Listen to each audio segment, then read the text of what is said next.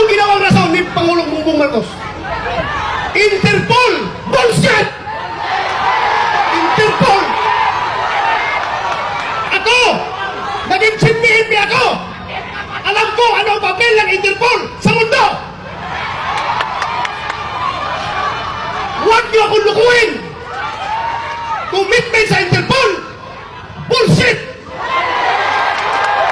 Interpol! Presidente ka!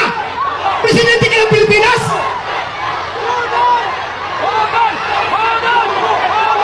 Presidente ka ng Pilipinas!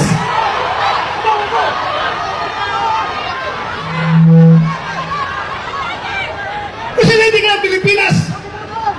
Magpaprison ka sa Interpol? Ha?